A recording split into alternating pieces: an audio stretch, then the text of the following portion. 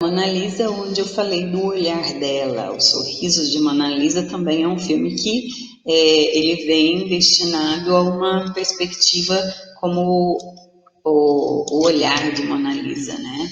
Quem foi Mona Lisa foi o grande enigma de tempos, mas muito tempo.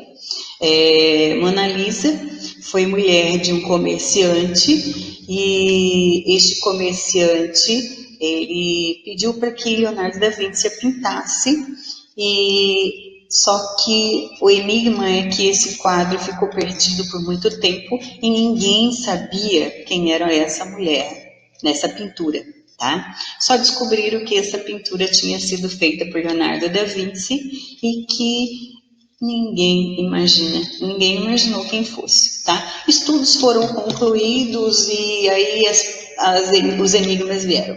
Mona Lisa, mulher de Leonardo da Vinci, a grande amor da sua vida, a mãe de Leonardo da Vinci, então vários enigmas foram criados em cima da obra.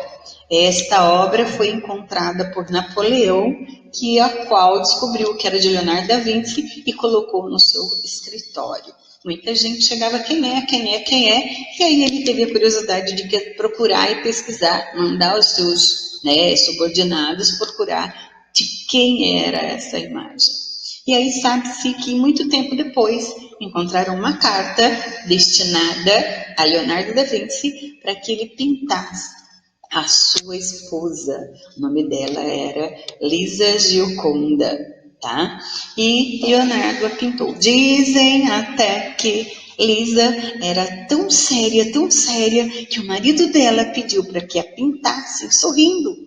Leonardo da Vinci, então, contratou palhaços para que ela sorrisse. E nem assim ela esboçou esse simples sorriso, tá? Bom, são curiosidades. Espero que que um dia, descubra realmente mais coisas sobre Mona Lisa.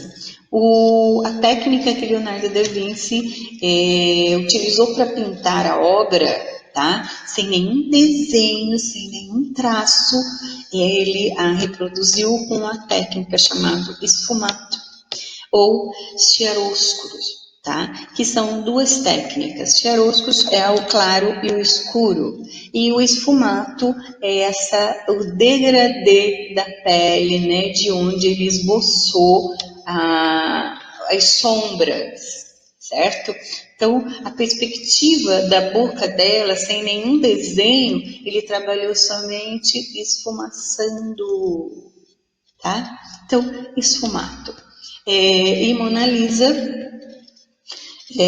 hoje ela está no Museu do Louvre, uma das obras, a obra mais conhecida do mundo e protegidíssima. É uma obra que não é grande, é uma obra, era um porta-retrato, então ela é pequena e está no Museu do Louvre e sobre proteções assim inimagináveis, para vocês terem ideia. Ela já foi roubada 3 vezes, tá?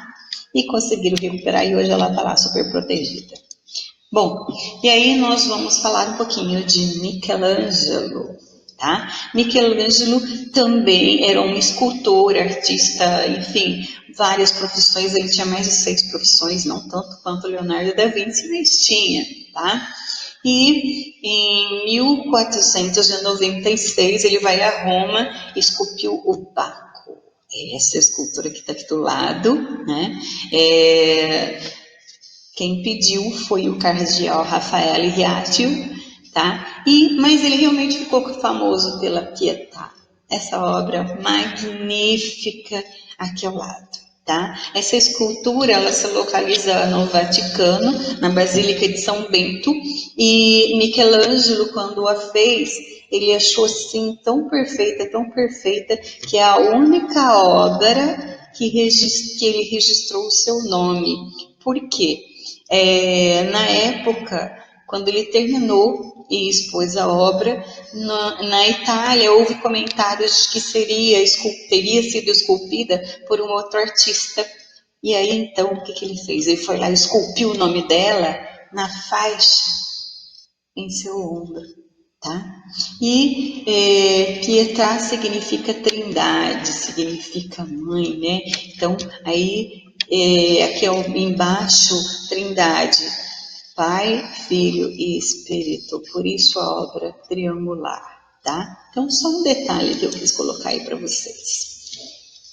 E uma das esculturas assim mais perfeitas desse gênio da arte é Davi. Dizem que, ao olhar de perto, as pernas dele a gente consegue ver até mesmo os músculos e as veias da perna dele, tá? E Michelangelo, ela foi colocada em praça pública, fora do Palácio del Signoria, e esta obra, gente, ela, ela está em Florença, e ele dia 8 de abril, dia 8 de setembro de 1504, ela foi exposta, tá, ao público. Então, Davi é uma escultura de 4 metros e 34 de altura e ela ficou pronta depois de 2 anos, tá certo? E hoje ela está na Galeria Del Académica da França, tá? Então, esta é uma das obras mais perfeitas de Michelangelo, tá?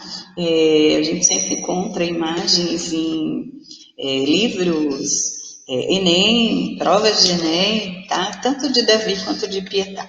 Outra obra dele que eu acho fantástico, inclusive quis colocar o nome dela, das pessoas, né, a qual Michelangelo esculpiu aqui, ela foi pedir, é uma obra fúnebre, né? Ou seja, é um portal de onde foi sepultado Júlio II, e as obras foram a Lia, Moisés e Rafael, elas foram esculpidas por Michelangelo.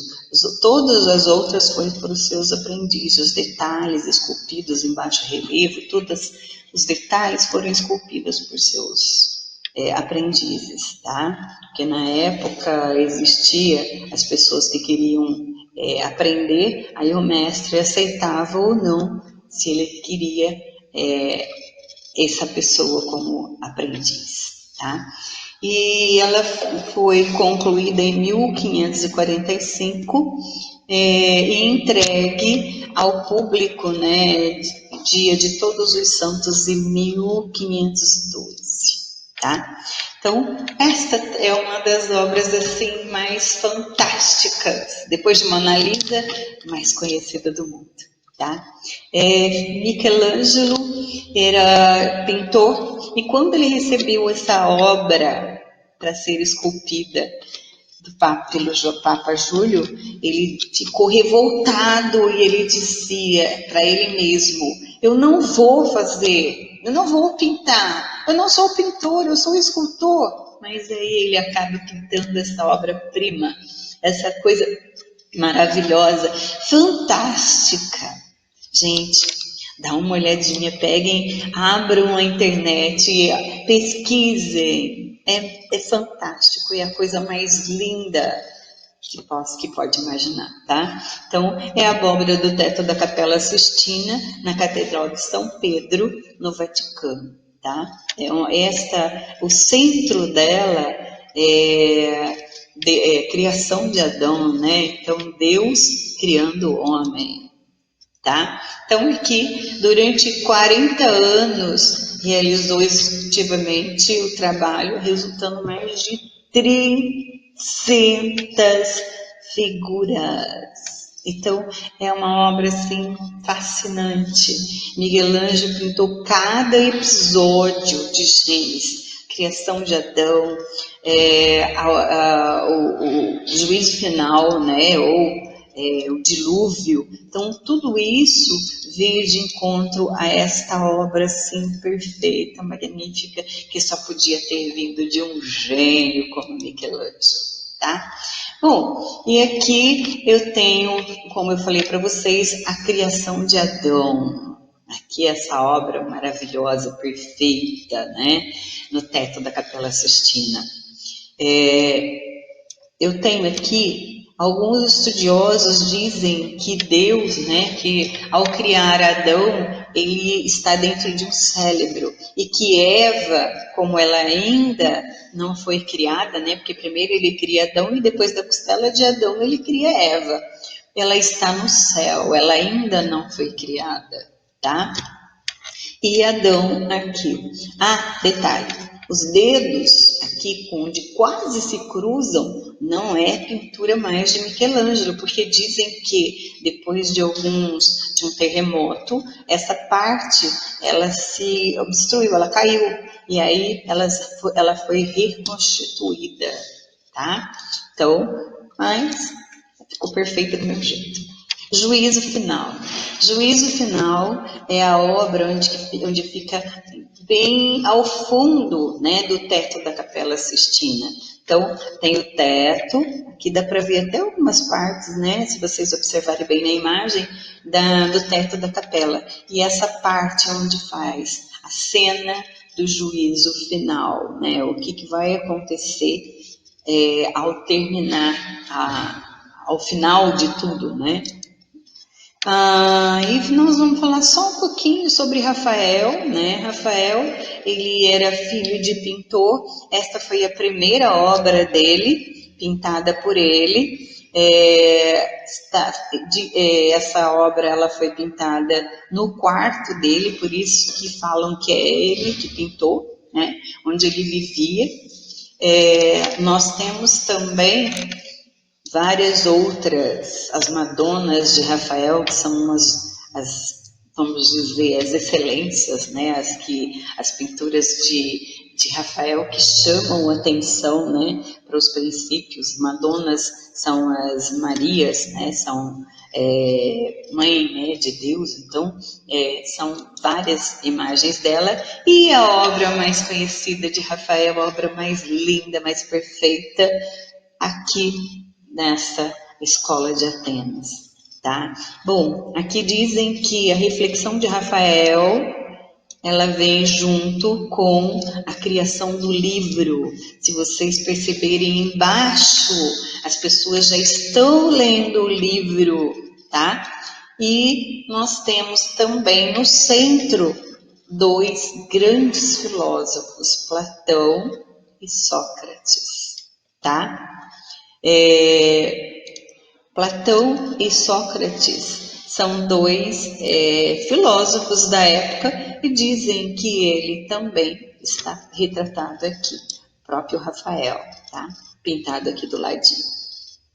Bom, são vários detalhes, né, da imposição da perspectiva, dos monumentos, né, que registraram naquela época e onde também se cria a grande, vamos dizer, anunciação dessa nova cultura, né, destes estudos onde a razão, a liberdade de expressão, onde o renascimento busca tanta liberdade, tá? Então, vem de encontro a todas essas críticas que antes eles não podiam e que agora ficou estampada até mesmo na obra de Rafael. Bom, aqui nós temos a última pintura, né, feita por ele em 1517, concluída em 1520. O estilo, né, ele já vem de uma perspectiva de uma pintura barroca, a pintura com mais veracidade, né, onde as pessoas parecem mais humanas, deixando de ser aquelas características endeusadas. Então, nessa perspectiva, as pessoas são mais humanas. Então, por isso, dentro de uma perspectiva de traços já barroco, tá? Aqui são algumas técnicas para vocês, para a gente, né, pensar. Uma das primeiras são dessa perspectiva, a questão religiosa, né, científica, que permite o tratamento geométrico, o espaço da luz.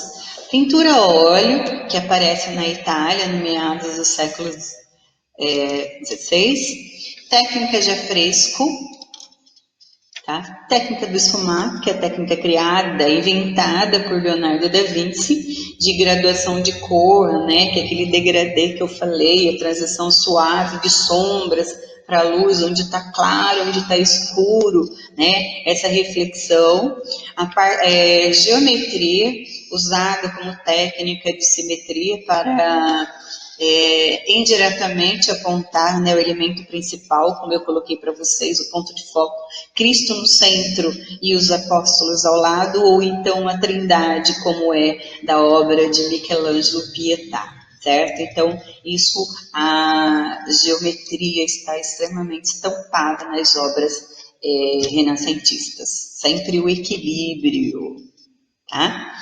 Perspectiva, técnica de espumato, o retrato, a temática clássica, né? Então, saindo um pouco, né, daquela prerrogativa de santos e anjos. Então, o artista, ele começou a inovar nas suas pinturas. Por exemplo, quando o Papa viu o teto da Capela Sistina pintado, aquelas pessoas todas nuas, imediatamente ele ficou assustado, certo? E aí ele pediu para que colocasse uma folha de palmeira nas genitais de cada um.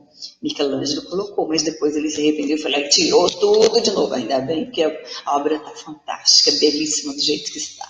Temas clássicos, o volume, né, a perspectiva, a inserção na natureza, a serenidade, a questão da fisionomia, né, pessoa mais normal, mais serena, mais leve nas suas pinturas, o uso da tela, da tinta óleo, tela é maneira de falar, porque naquela época as pinturas elas eram feitas em madeira, certo?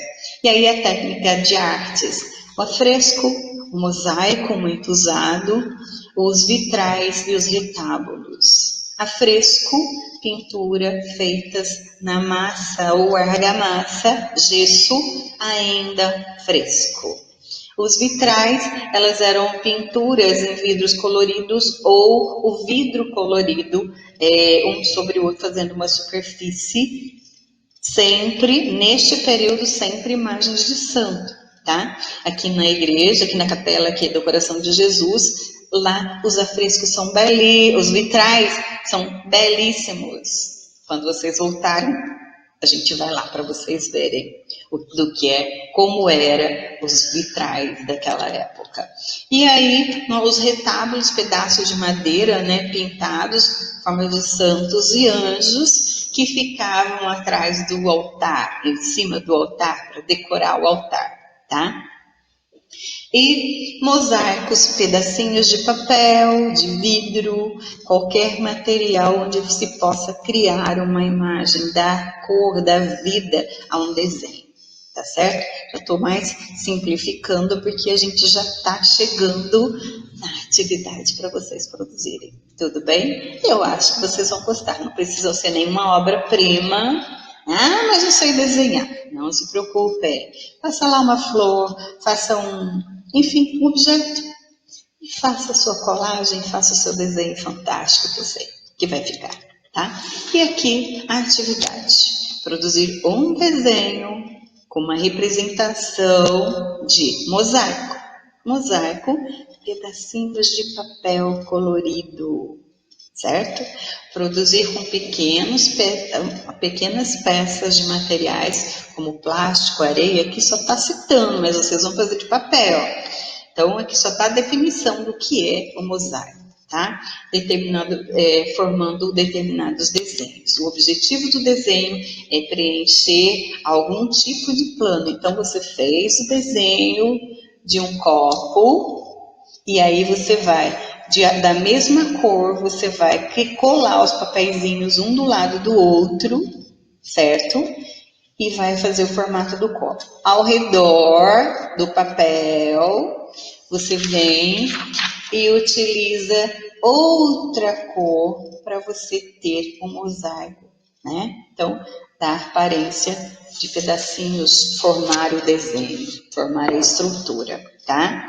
Então, dessa atividade, o que vocês vão fazer? Vocês vão escolher os desenhos, vocês vão produzir o desenho cortar pedacinhos de papéis, pode ser revista, qualquer papel que você tem em casa colorido, certo? Papel de presente, e aí vocês vão recortar pedacinhos pequenos.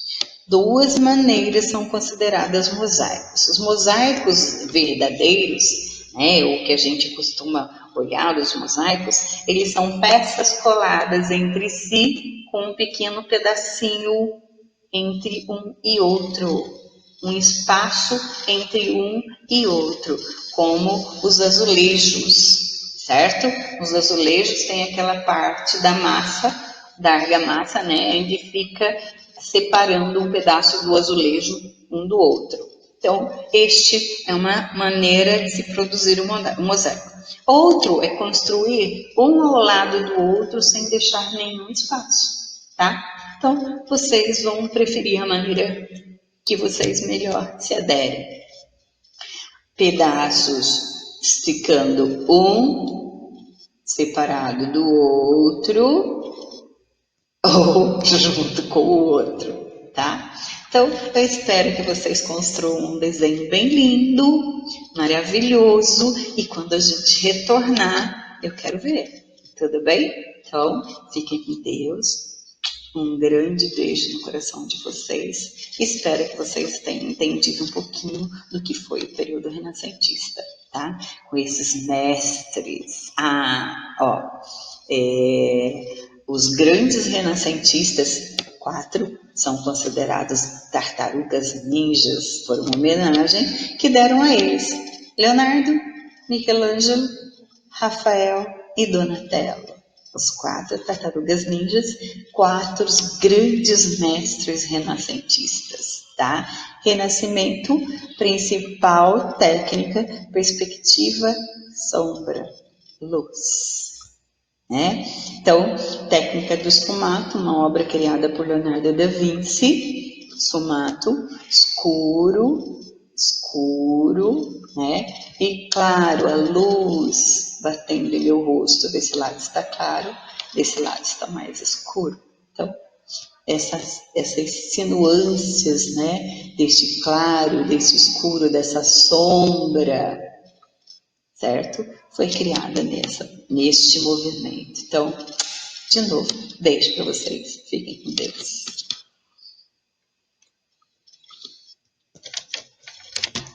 Até mais.